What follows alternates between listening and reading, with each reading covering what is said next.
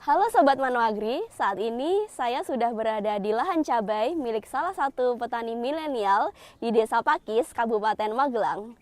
Yuk mari simak kisah inspiratifnya.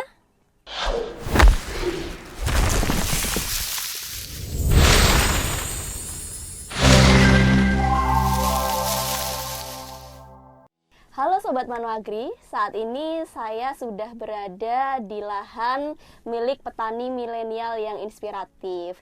Dan saya juga sudah bersama petani milenial yang menanam tanaman sayuran, khususnya ada cabai. Nah, kemudian untuk tips dan triknya itu apa saja sih yang bisa kita pakai untuk menjadi pedoman kita agar menanam cabai ataupun tomat itu menjadi lebih baik dan juga lebih subur lagi.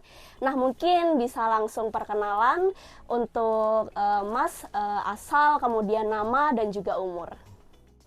Perkenalkan, nama saya Yulianto, alamatkan di Dusun Dakawu, Desa Banyusidi, Kecamatan Pakis, Kabupaten Magelang, Pak. Oke, nah untuk tanaman yang ditanam itu dari komoditas apa saja, Mas? Komoditasnya yang terutama itu cabai, Pak. Oh, cabai. Kemudian untuk menjadi petani cabai sendiri saat ini sudah berapa tahun ya, Mas ya?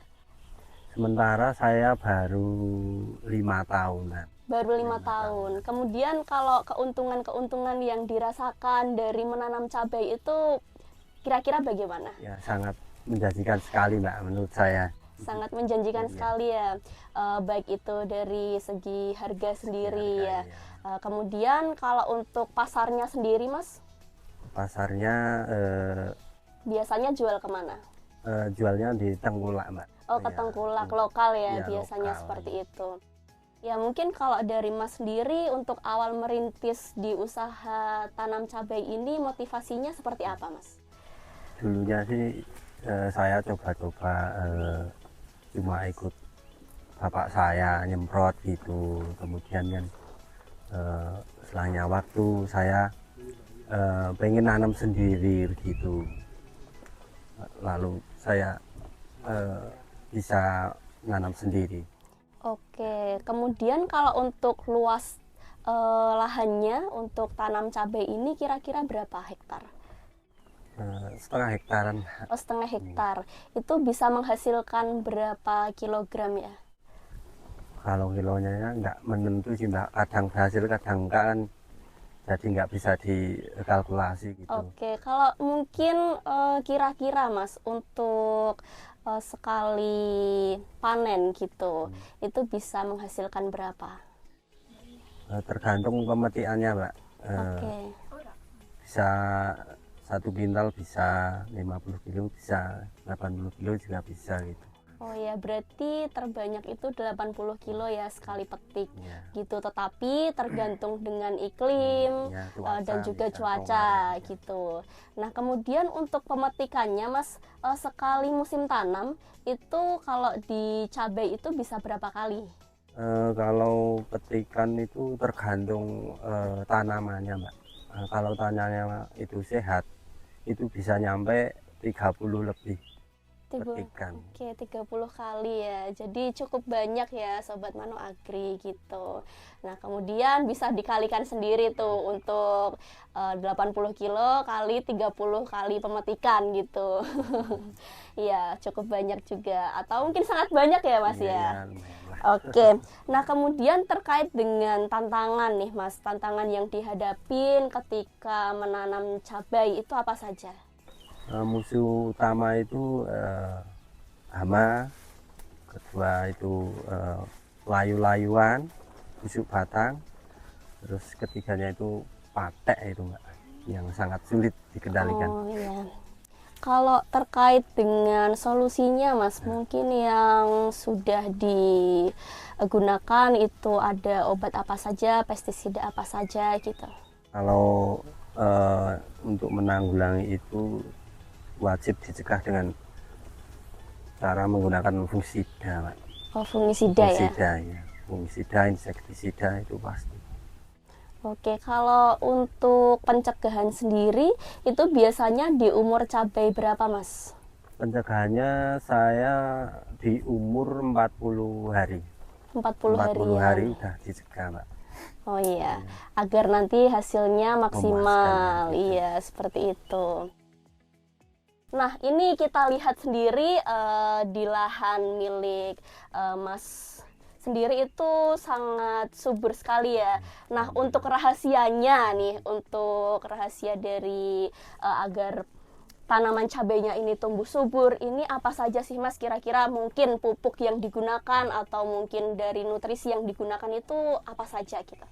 Nah, kalau nutrisi untuk buah es sendiri saya pakai mano-mano KCL itu Oke. yang biar bobotnya itu tambah, terus tingkat kemerahannya itu juga bagus gitu. Nah, untuk mano kalber sendiri itu untuk pengocoran, untuk menguatkan bunga Untuk menguatkan biar bunga nggak ya. gugur. Oke, berarti untuk monokalbur sendiri itu di masa generatif ya, untuk pembungaan ataupun untuk pembuahan seperti itu.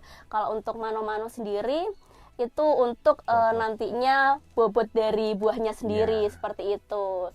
Ya, jadi untuk rahasianya, tips dan juga triknya itu dari Mas itu menggunakan dua produk ini untuk nantinya menunjang kualitas dan juga hasil dari buahnya seperti itu. Nah, tadi mungkin dari dua produk ini bisa dibagikan nih tips-tips kepada Sobat Mano Agri untuk cara penggunaannya seperti apa, Mas? Penggunaannya kalau mano-mano itu untuk penyepraian satu tangki 16 liter kasih 3 tutup, Pak. Oke, terus kalau untuk waktu penyemprotan nih kira-kira? Waktunya bisa pagi hari dan bisa juga sore hari, bisa bersama dengan insek fungi. Oke, berarti bisa dicampurkan insek Bisa. dan juga fungi ya. Bisa.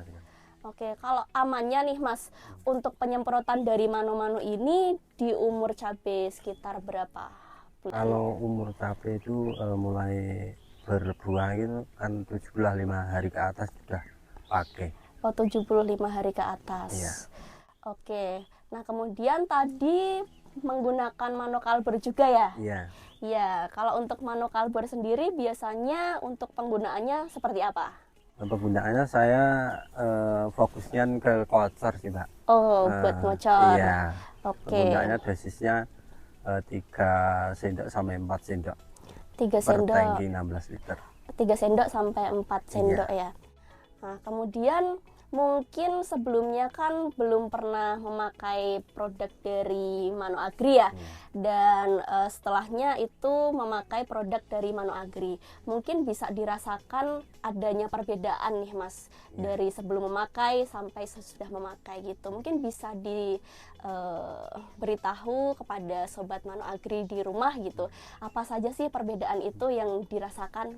Perbedaannya ya kalau pakai kalsiumnya tidak mudah rontok bunganya, bisa menjadi buah gitu, sama pakai mano-mano itu bisa tambah bobot, tambah mengkilap buahnya gitu.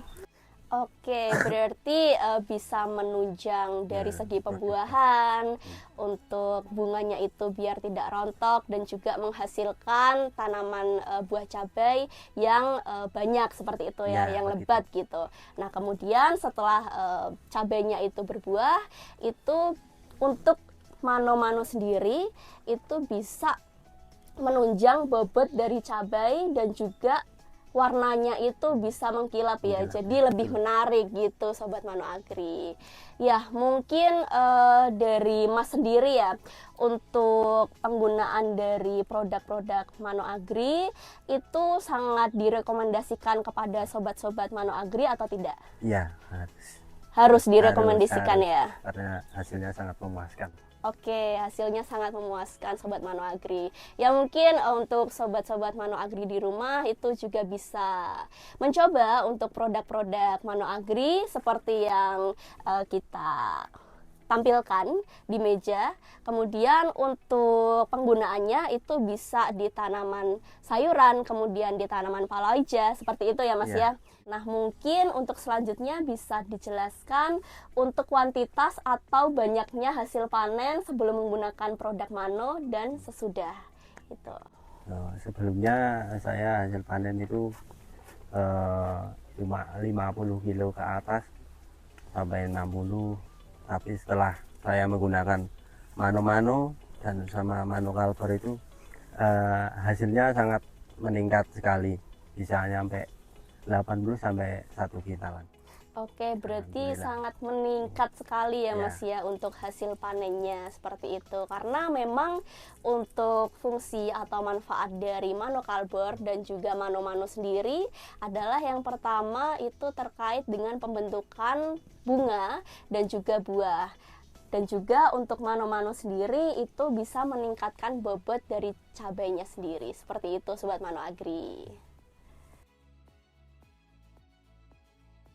Ya, terima kasih ya Mas atas tips dan juga trik yang sudah dibagikan. Nah, kemudian untuk Sobat Mano Agri di rumah mungkin bisa ditiru untuk tips dan juga trik yang sudah dibagikan oleh Mas Yulianto terkait dengan budidaya tanaman cabai. Kemudian bagi Sobat Mano Agri di rumah yang mungkin tertarik untuk membeli produk dari Mano Agri, itu bisa dibeli di toko tani terdekat ataupun di website ataupun lewat petugas kami seperti itu. Nah, kemudian untuk menutup sesi pada hari ini kita sebut untuk slogannya dulu ya Mas ya. Ya. Mano Agri Nusantara, sukses bersama petani.